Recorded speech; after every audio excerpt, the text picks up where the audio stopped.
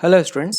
Last session के अंदर हमने स्टडी किया था करंट और करंट डेंसिटी को। इसके अलावा हमने ड्रिफ्ट वेलोसिटी और इलेक्ट्रिक फील्ड में रिलेशन भी देखा, जहाँ पे हमें रिलेशन मिला था V D is equal to mu E. जो म्यू था वो मोबिलिटी था।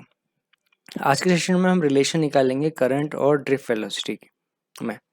देखिए, करंट का रिलेशन हमें पता होता है। करंट जो है वो होता है चार्ज फ्लो रेट, यानी कि अगर किसी सेक्शन से करंट जो फ्लो हो रहा है वो डेल्टा क्यू है और उसका टाइम इंटरवल जो है वो डेल्टा टी है, तो करंट का रिलेशन जो है वो ये आता है।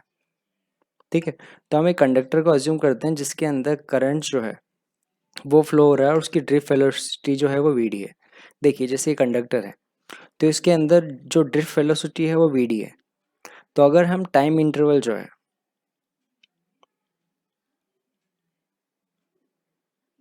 डेल्टा टी लेते हैं, तो डेल्टा टी के अंदर अगर जैसे T is equal to zero पे जो चार्ज यहाँ पे है और टी प्लस डेल्टा टी पे अगर हम देखें जो चार्जेस होंगे तो उनका फ्लो जो होगा वो इतनी लेंथ में होगा। देखिए, जो वीडी होता है वो होता है डिस्टेंस अपॉन टाइम। तो जो डिस्टेंस होगी वो क्या होगी, वेलोसिटी इनटू टाइम। तो डेल्टा टी टाइम इंटरवल के अंदर जो चार्जेस होंगे वो इतना क्रॉस सेक्शन एरिया, इतना वॉल्यूम जो है वो कवर करेंगे। ठीक है, तो ये वाला जो वॉल्यूम होगा जो चार्जेस ने कवर किया है वो वॉल्यूम होगा, वो होगा लेंथ इनटू इसका क्रॉस सेक्शन एरिया। ये क्रॉस सेक्शन एरिया जो है वो ए है, तो वॉल्यूम हम लिख सकते हैं ए इंटू इसका वॉल्यूम, यानी सॉरी वॉल्यूम जो होगा वो होगा ए इंटू इसकी लेंथ। लेंथ जो है वो होगी V D into delta T. ये तो ये वॉल्यूम हुआ। ठीक है, देखिए, जब हमें करंट निकालना है तो करंट के लिए हमें चार्ज चाहिए। चार्ज के लिए हमें चाहिए नंबर ऑफ इलेक्ट्रॉन्स जो इस वॉल्यूम के अंदर होंगे। तो अगर हम डिफाइन करते हैं स्मॉल एन जो है that is number of electron per unit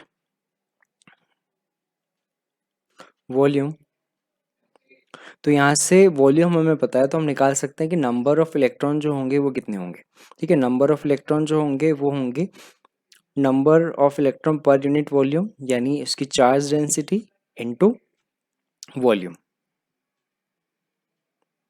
ठीक है, तो यहाँ से हमारे पास नंबर ऑफ इलेक्ट्रॉन्स आ जाएंगे, एन आ जाएगा, वो आएगा N into A V D into delta T. ठीक है, ये है नंबर ऑफ इलेक्ट्रॉन्स जो इस सेक्शन के अंदर होंगे। तो इस सेक्शन के अंदर जो चार्ज फ्लो हुआ वो होगा delta Q is equal to N E. तो यहाँ से हमारे पास डेल्टा क्यू का रिलेशन आ जाएगा, वो होगा N E A V D into delta T. Okay, तो यहाँ से हमारे पास अब करंट का रिलेशन आ जाएगा। करंट होगा I delta Q upon delta T, यानी N E A V D delta T upon delta T. तो यहाँ से हमारे पास करंट और ड्रिफ्ट वेलोसिटी में रिलेशन आ जाएगा, वो मिलेगा I is equal to N E A V D.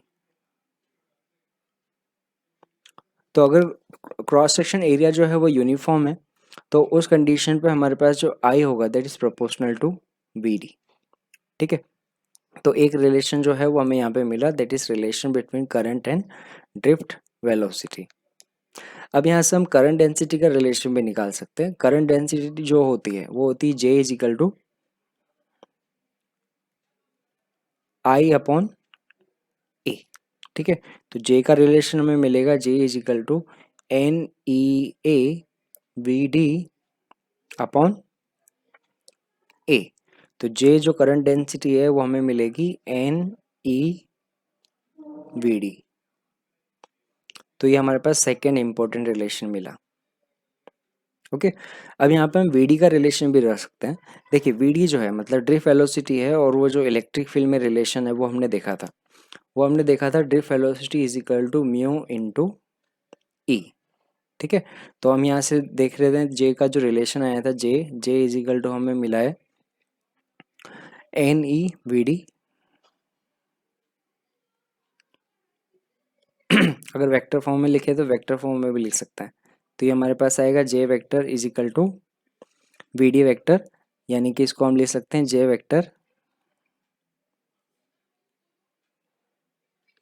Is equal to N E mu E vector.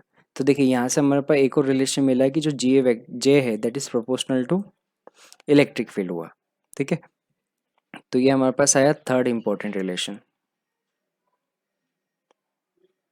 ठीक है, अच्छा इसको हम आगे और देख सकते हैं। यहाँ पर एन ई म्यू जो रिलेशन आया है ये मेटेरियल प्रॉपर्टी पे डिपेंड करता है, तो हम इसे लिखते हैं सिग्मा से। यानी सिग्मा जो होगा वो होगा एन ई म्यू, यानी इसको ऐसे लिख सकते हैं एन ई म्यू को रिलेशन, म्यू जो है वो हमने वहाँ रिलेशन देखा था, वो हमारे पास आया था ई टाउ अपॉन 2m, यानी सिग्मा का रिलेशन हमें मिला N E square try upon tau upon 2m। इसको हम बोलते हैं कंडक्टिविटी।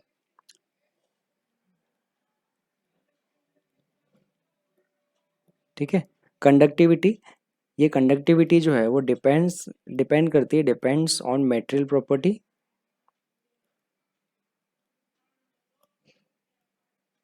और टेम्परेचर पे, है ना। यहाँ पे हमारे पास जो टाउ होता है वो टेम्परेचर पे डिपेंड करता है, तो इस वजह से हम बोलते हैं जो सिग्मा है, जो कंडक्टिविटी है वो टेम्परेचर पे डिपेंड करती है।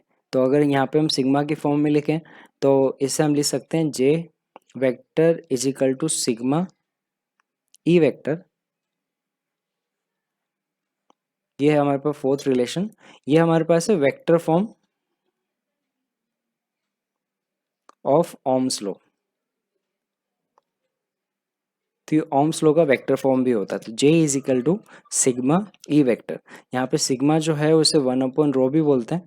यहाँ पे रो जो है वो है रजिस्टिविटी। ठीक है, तो यहाँ पे हमारे पास रिलेशन आ गया J is equal to E upon rho. Okay, तो यहाँ पे हमारे पास रो और सिग्मा जो है वो दोनों मेटेरियल पे डिपेंड करेंगे, और जो सिग्मा होगा वो रजिस्टिविटी के इनवर्सली प्रोपोर्शनल होगा। तो हम यहाँ पे देखते हैं जो कंडक्टर्स होते हैं उनके लिए जो सिग्मा होता है यानी कंडक्टिविटी जो होती है वो ज़्यादा होती है, और जो रजिस्टिविटी होती है वो कम होती है। इसके रिवर्स जो इंसुलेटर्स होते हैं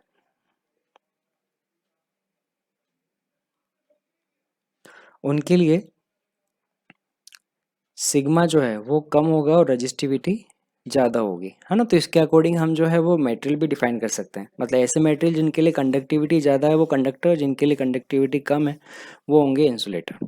ओके, तो अब हम कुछ इलिस्ट्रेशन पे डिस्कस करते हैं। इस सेक्शन से फॉर्मूला बेस्ड और कुछ कंसेप्चुअल बेस्ड क्वेश्चन जो है वो पूछे जाते हैं। देखिए इलिस्ट्रेशन ये देखते हैं, इलिस्ट्रेशन 6। यहाँ पे हमें बोला है in a wire cross section radius R free electrons travel with drift velocity v। ठीक है, तो एक कंडक्टिंग वायर के लिए रेडियस r दी हुई है और ड्रिफ्ट वेलोसिटी v दी हुई है, उसमें करंट जो है वो I फ्लो हो रहा है।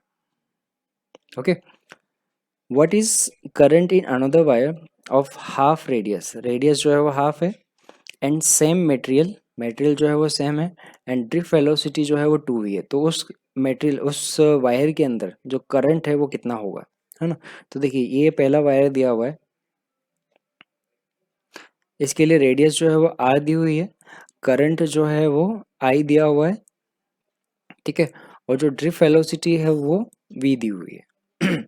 देखिए करंट का रिलेशन हमें पता है, वो होता है I is equal to N E A V D.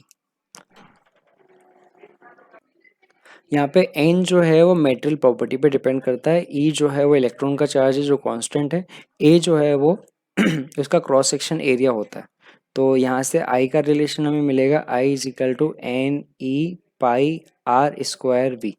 तो देखिए यहाँ से हमारे पास रिलेशन मिल रहा है, वो मिल रहा है I प्रोपोर्शनल टू, देखिए मेटेरियल सेम है तो एन कांस्टेंट है, ई कांस्टेंट है, पाई कांस्टेंट है, तो I जो है वो प्रोपोर्शनल टू होगा आर स्क्वायर वी के।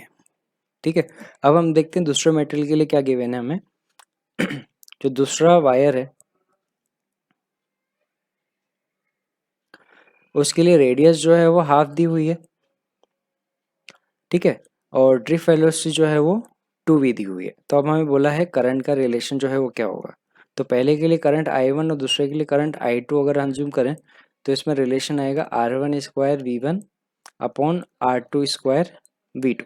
तो जो I2 का रिलेशन मिलेगा वो हमें मिलेगा I1 into R2 upon R1 square V2 upon V1। ठीक है, तो अब यहाँ पे हम वैल्यूज रख देते हैं।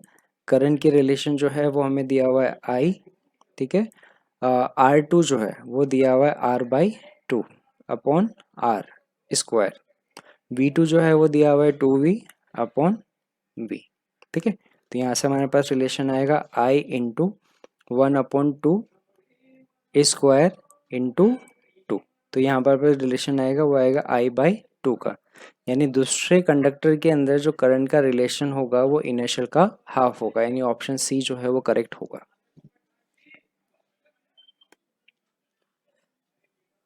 देखिए नेक्स्ट कंसेप्चुअल क्वेश्चन है ये। हमें यहाँ पे बोला है कि current passes through a wire of non uniform cross section, which of following quantities are independent of cross section area. तो देखिए वन बाय वन डिस्कस करते हैं। सबसे पहले हम बात करते हैं यहाँ पे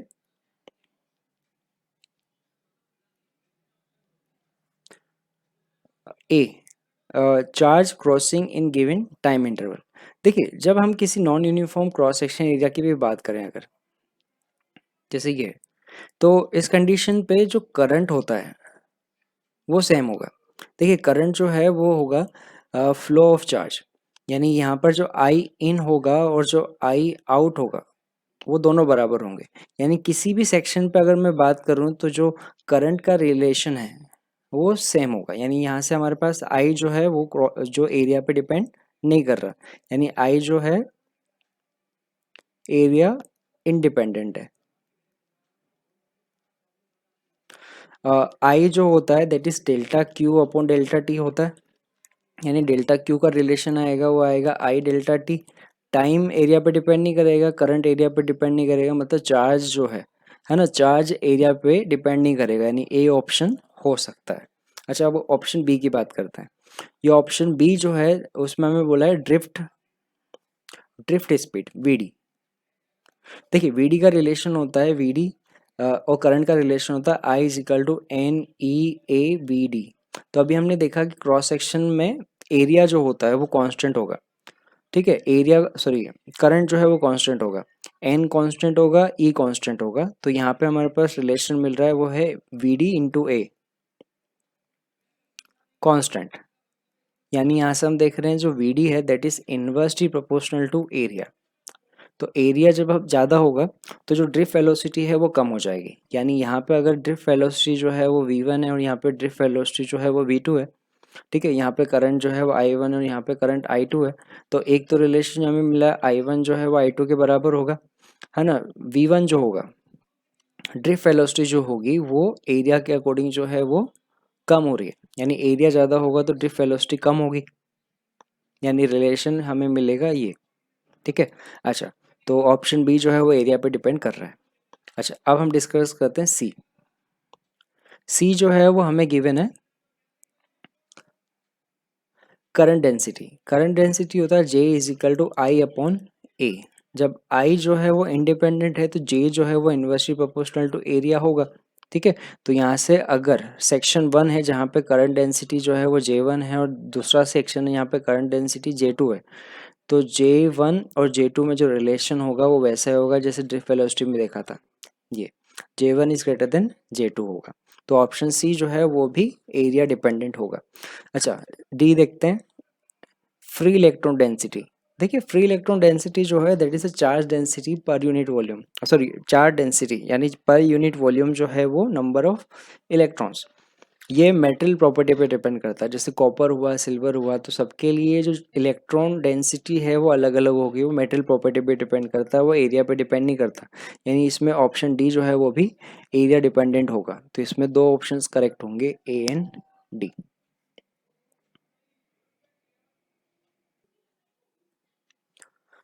देखिए non uniform cross section area का जो कंडक्टर है उसके लिए रिलेशन अभी हमने देखा, उसको थोड़ा और डिस्कस करते हैं। यहाँ पे बोला है कि electric current pass through and non uniform cross section wire made of homogeneous and isotropic material if J A and J B be current density and E A and E B electric field intensity at A and B respectively then. तो देखिए अभी हमने देखा इस type के question में सबसे पहले स्टार्टिंग जो होगी वो होगी करंट से। तो करंट जो होगा I1 और जो I2 वो दोनों बराबर होगा, ठीक है। तो J1 और J2 में जब हम रिलेशन देखेंगे तो J जो होगा that is inversely proportional to area, और यहाँ पे हम देख रहे हैं जो एरिया B पे है ना, वो ज़्यादा है, तो J2 जो होगा वो कम होगा J1 से। तो एक तो रिलेशन हमें ये मिला। अच्छा अब हम देखते हैं इलेक्ट्रिक फील्ड का रिलेशन। क्या यहाँ पे अगर इलेक्ट्रिक फील्ड E1 है और यहाँ पे इलेक्ट्रिक फील्ड अगर E2 है तो E1 और E2 में रिलेशन क्या होंगे, है ना। तो देखिए करंट डेंसिटी और इलेक्ट्रिक फील्ड में हमने रिलेशन देखा था। जो करंट डेंसिटी का रिलेशन आया था वो हमारे पास आया था J vector is equal to N E mu E vector, जिसको हमने सिग्मा भी बोला था। ये डिपेंड कर रहा था मटेरियल पे, ठीक है। तो इसके अकॉर्डिंग हमें रिलेशन मिल रहा है कि जो J होगा J is proportional to electric field. तो यहाँ से अगर हम देख रहे हैं कि J2 जो है वो लेस देन J1 है, तो जो E2 होगा E2 जो है वो हमें लेस देन E1 भी मिलेगा, ठीक है। तो दूसरा रिलेशन हमें ये मिला। तो अब इसके अकॉर्डिंग हम ऑप्शन चेक करते हैं। देखिए पहले में बोला है J1 जो है that is greater than J2 और E1 जो है वो ग्रेटर देन E2, यानी ऑप्शन ए जो है वो करेक्ट हो रहा है। देखिए बी ऑप्शन जो है वो गलत हो जाएगा। यहाँ पर J और E जो है वो प्रोपोर्शनल होने चाहिए थे। सेम रिलेशन जो है वो सी में भी गलत है, और डी में जो है वो फर्स्ट वाले पे सेक्शन पे करंट डेंसिटी ज़्यादा दी हुई है, थोड़ी कम दी हुई है, तो डी ऑप्शन जो है वो भी गलत हो जाएगा। तो इसका करेक्ट आंसर होगा वो होगा ए। अब हम कुछ कैलकुलेशन वाले क्वेश्चन देखते हैं। देखिए जैसे यहाँ पे हमें बोला है कि calculate drift speed of electrons when 1 ampere, current जो है वो हमें दिया हुआ है 1 ampere, exit in copper wire of cross section area, इसका एरिया हमें दिया हुआ है वो है 2 mm स्क्वायर, और जो the number of free electron in 1 cm³ of copper is, तो यहाँ पर जो करंट डेंसिटी दी है वो दी हुई है 8.5 इंटू 10⁻²2, है ना, इलेक्ट्रॉन पर सेंटीमीटर स्क्वायर, ठीक है। ये हमें डेटा गिवन है, ठीक है। यहाँ पे हमें पूछा है ड्रिफ्ट वेलोसिटी यानी वीडी। तो वीडी का जो रिलेशन आएगा वो हमारे पास आएगा आई अपॉन एन ई ए, है ना। I is equal to N E V D देखा था हमने, तो वहां से हमारे पास आएगा आई अपॉन एन ई ए, ठीक है। तो देखिए यहाँ पे एरिया जो है वो 2 mm² दिया है, ठीक है। तो उसको हम जो है वो सॉरी सेंटीमीटर स्क्वायर में कन्वर्ट कर लेते हैं। तो जो एरिया होगा उसको हम लिख सकते हैं 2 × 10⁻² सेंटीमीटर स्क्वायर, ओके। तो अब यहाँ पे वी डी का रिलेशन देख लेते हैं। तो अब यहाँ पे जो वी डी का रिलेशन आएगा V D is equal to I दिया हुआ है 1, ठीक है। एन जो हो जाएगा वो होगा 8.5 इंटू 10⁻22 इंटू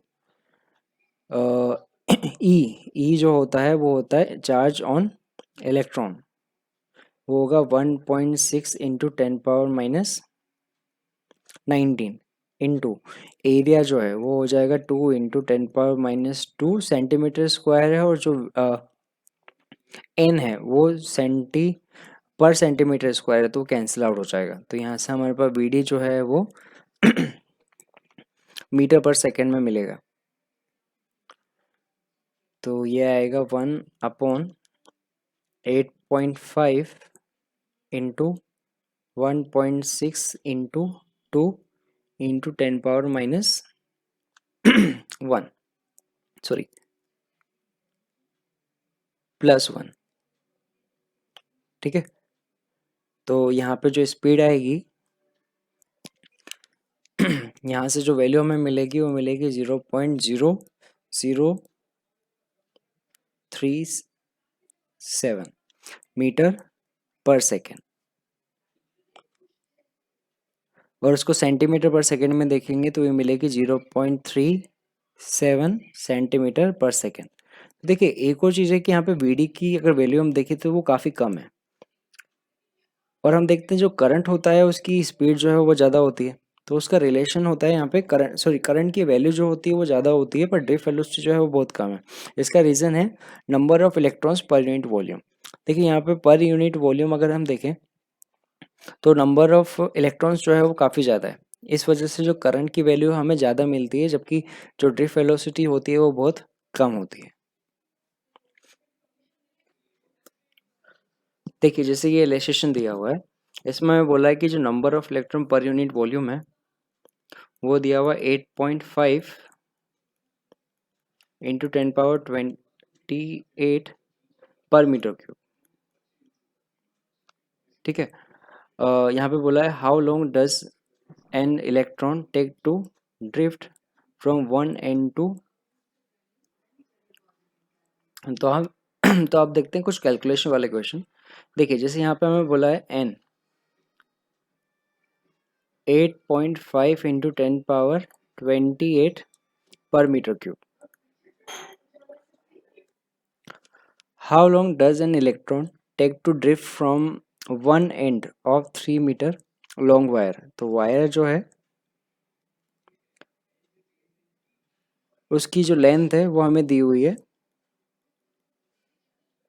3 मीटर।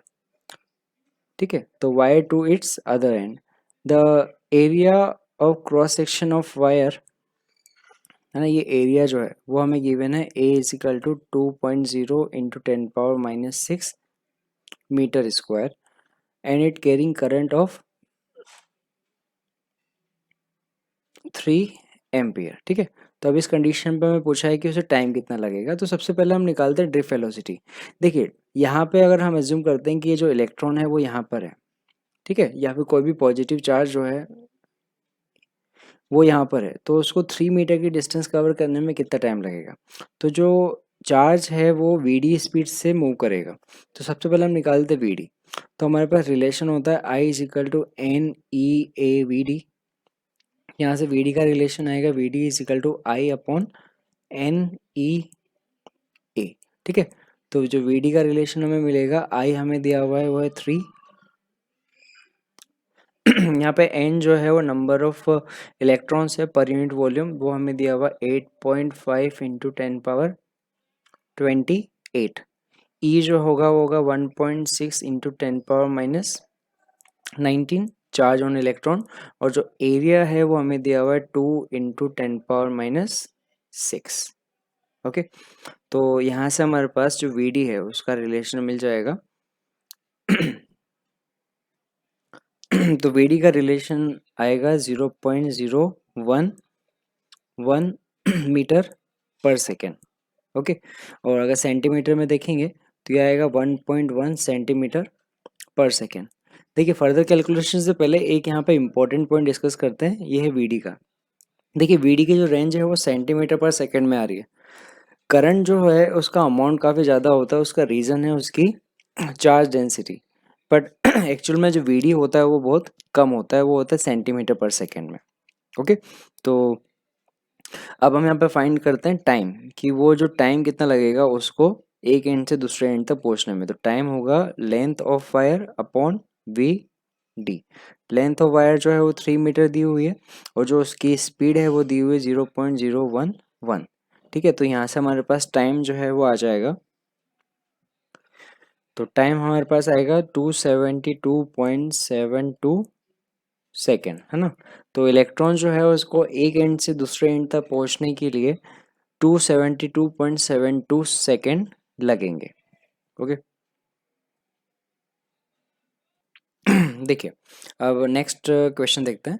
यहाँ पे हमें बोला है potential difference of 100 volt is apply to the end of copper wire 1 metre long, calculate average dip velocity of electrons. यहाँ पे हमें सिग्मा है ना, कंडक्टिविटी जो है वो दी हुई है। तो देखिए क्वेश्चन जो है वो बोला है कि ये जो कंडक्टर है, इस कंडक्टर की जो लेंथ है वो 1 मीटर है। जो इसके पॉइंट जो एंड्स है उसके बीच में जो पोटेंशियल डिफरेंस है वो हमने लगा रखा है 100 वोल्ट। ठीक है, तो अब हमें पूछा है ड्रिफ्ट वेलोसिटी जो है वो कितनी होगी। तो देखिए अब हम रिलेशन देखते हैं, कौन सा रिलेशन जो है वो इसके अंदर अप्लाई हो सकता है। ड्रिफ्ट वेलोसिटी जो है उसका रिलेशन इलेक्ट्रिक फील्ड के अंदर आता है। हमें अगर पोटेंशियल डिफरेंस और लेंथ दी हुई है तो हम वहाँ से इलेक्ट्रिक फील्ड निकाल सकते हैं, और इलेक्ट्रिक फील्ड के रिलेशन से हम यहाँ पे ड्रिफ्ट वेलोसिटी निकाल सकते हैं। तो सबसे पहले हम निकालते हैं इलेक्ट्रिक फील्ड का रिलेशन। देखिए इलेक्ट्रिक फील्ड और पोटेंशियल में रिलेशन होगा delta V upon length L.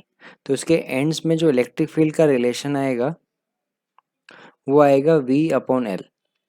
तो इलेक्ट्रिक फील्ड का रिलेशन हमें मिलेगा 200 अपॉन 1, यानी कि 200 वोल्ट पर मीटर। ये तो हमारे पास इलेक्ट्रिक फील्ड का रिलेशन है। देखिए हमने रिलेशन पढ़ा था करंट डेंसिटी और इलेक्ट्रिक फील्ड में। Current density J is equal to हमें मिला था J is equal to sigma into A E, है ना। और जो करंट डेंसिटी और ड्रिफ्ट वेलोसिटी है उसमें रिलेशन जो आता है वो आता है J is equal to N E V D. ठीक है, तो ये दो इक्वेशन से हम रिलेशन देख लेते हैं। ये आएगा N E V D is equal to sigma E, यानी V D is equal to आएगा sigma E upon N E. Okay, तो अब इसमें वैल्यू पुट कर देते हैं। सिग्मा हमें गिवन है सिग्मा है हमारे पास 5.81 इंटू 10⁻⁷। ओके, और जो ई है वो आया है 200 वोल्ट पर मीटर। एन जो है वो है number of electron per unit volume. तो देखिए कॉपर के लिए यहाँ पर जो रिलेशन हमने अभी तक यूज़ किया है वो था 8.5 इंटू 10⁻28 पर मीटर क्यूब। ठीक है, तो ये डेटा यहाँ पे वैसे गिवन होता है, ठीक है, याद रखने की ज़रूरत नहीं है। तो यहाँ पे एन जो आएगा वो आएगा 8.5 इंटू 10⁻28, और ई की वैल्यू होगी 1.6 इंटू 10⁻−19। ठीक है, तो इसे सॉल्व करेंगे हमारे पास रिलेशन आ जाएगा 0.43 मीटर पर सेकेंड। ठीक है, तो इसकी जो ड्रिफ्ट वेलोसिटी होगी वो होगी 0.43 मीटर पर सेकेंड। तो अब हम डिस्कस करते हैं ओम्स लॉ। देखिए अभी हमने ओम्स लॉ का वेक्टर फॉर्म पढ़ा जहाँ हमने रिलेशन देखा कि जे जो था जे इज इक्वल टू था सिग्मा ई वेक्टर, या इसको हमने ऐसे भी लिखा था ई वेक्टर अपॉन रो। यहाँ पे जो सिग्मा था that is conductivity that depends on material and temperature. तो अगर हम यहाँ पर किसी कंडक्टर की रिलेशन देखें, इस कंडक्टर की जो लेंथ है वो लेंथ है L, इसका क्रॉस सेक्शन एरिया जो है वो A है। इसमें हमने एक पोटेंशियल डिफरेंस V अप्लाई किया है, जिसकी वजह से इसमें करंट जो है वो I फ्लो हो रहा है, और जो इसके अंदर इलेक्ट्रिक फील्ड जनरेट हुआ है वो है E है। ठीक है, तो अब यहाँ से हम इलेक्ट्रिक फील्ड और जो करंट डेंसिटी है उसका रिलेशन देख सकते हैं। अगर यहाँ से हम देखें करंट डेंसिटी J, वो हमें मिलेगा I अपॉन A।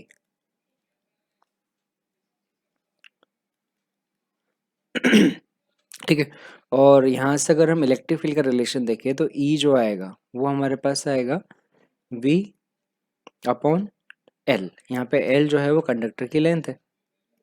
ठीक है, तो जो इक्वेशन 2 और 3 के अंदर जो चीज़ें हमें मिली है उसको हम फर्स्ट रिलेशन में रख देते हैं। तो देखिए यहाँ हमें रिलेशन मिलेगा I upon A is equal to 1 upon rho into V upon L, यानी यहाँ से हमारे पास रिलेशन आएगा वो आएगा I rho L upon A is equal to V, है ना, यानी V is equal to rho L upon A into I. तो देखिए यहाँ पे हम देख रहे हैं यहाँ पे रो जो है वो मटेरियल और टेम्परेचर पे डिपेंड करता है, एल जो है वो लेंथ है, और ए जो है उसका क्रॉस सेक्शन एरिया है।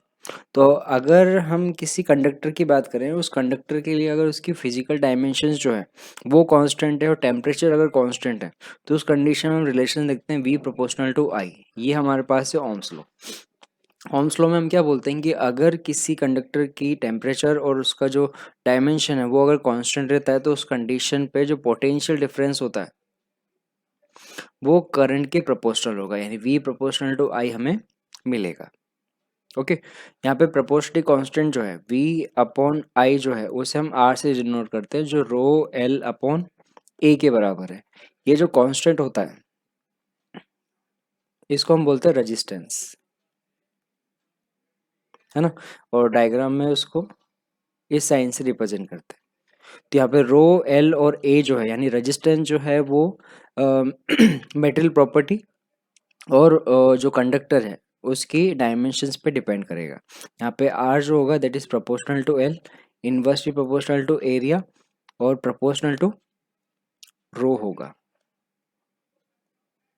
ओके, तो यहाँ पे हमारे पास जो रेजिस्टेंस होगा वो लेंथ, एरिया, टेम्परेचर और मेटेरियल प्रॉपर्टी उन पे डिपेंड करेगा।